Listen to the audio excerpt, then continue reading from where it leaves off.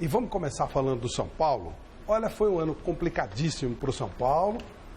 Não dá para a gente falar desde 1935, mas foi um dos piores anos da história do São Paulo. Da história recente, com certeza, o pior. Mesmo assim, o São Paulo conseguiu classificar-se para a pré-Libertadores. Vamos ver como foi.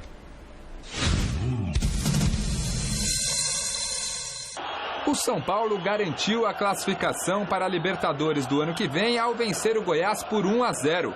O único gol do jogo veio nesse belo chute de Rogério, no ângulo do goleiro Renan. Golaço! Com a vitória, o São Paulo se junta a Corinthians, Palmeiras, Atlético Mineiro e Grêmio no Torneio Continental de 2016.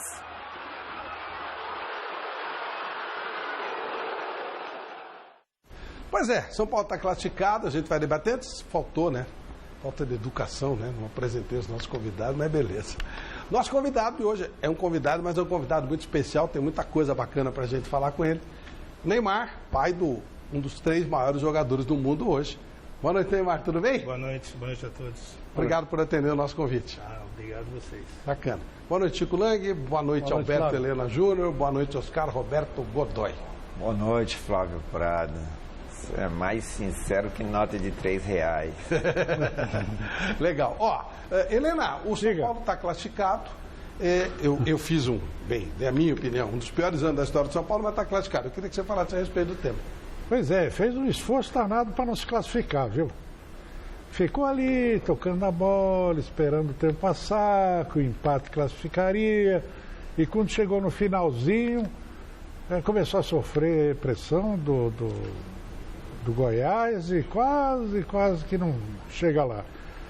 Chegou porque colocou o Rogério, que não podia ter ficado no banco o tempo inteiro, com o Carlinho na ponta esquerda, deu um Osorite, né, no técnico, né? Tem um Osorite. Botou o Carlinho lá na ponta esquerda. Osorite quer dizer o quê? A doença do Osório? Uma síndrome. Uma síndrome do Osório. E aí, isso eu estou provocando o Flavinho, né? E aí o São Paulo conseguiu, com um golaço do Rogério, né, se classificar. Contra a sua vontade, pelo visto. Bom, enfim, chegou. Chico, e aí?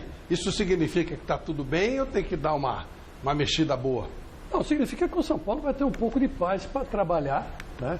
E começar a colocar a casa em ordem.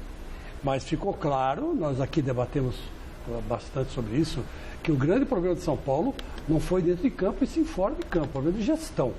E está aqui o senhor Neymar, que faz uma gestão de carreira do próprio filho muito boa e sabe muito bem que quando não há organização, sempre acaba em confusão, principalmente o futebol. E clube de futebol tem que ser uma coisa bem organizada. Então, fica por conta aí das presepadas do Carlos Miguel Aidar, fica por conta das presepadas do Juvenal Juvencio, que saiu, foi substituído pelo Carlos Miguel.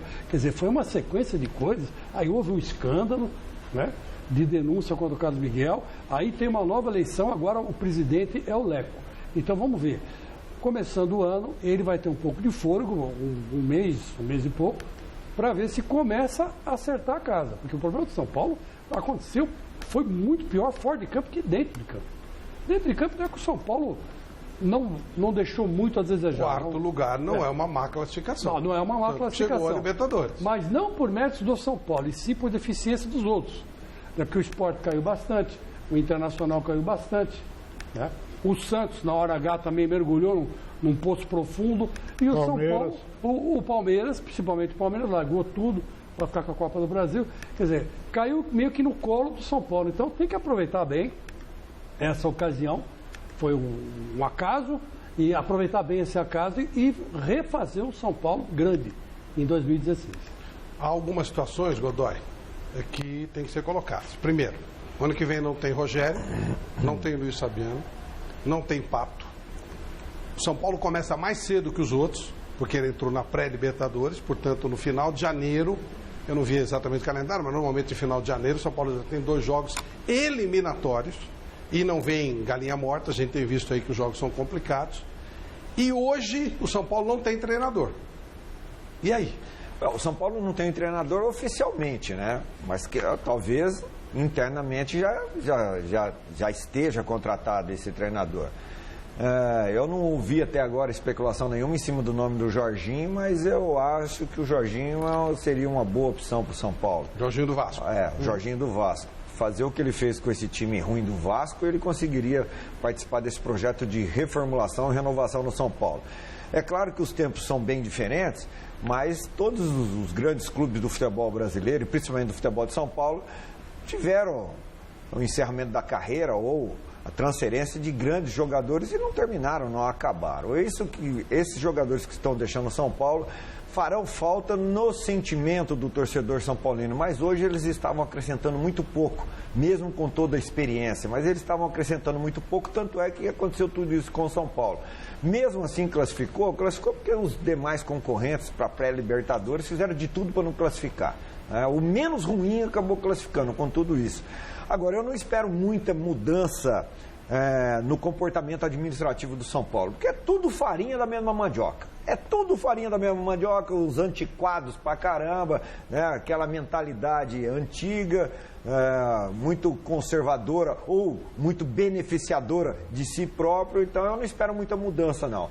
Vai depender muito de quem vir como treinador, de que maneira que esse treinador vai conseguir se impor e fazer valer a sua vontade, o seu desejo, o seu planejamento, se é que é possível ter isso no São Paulo.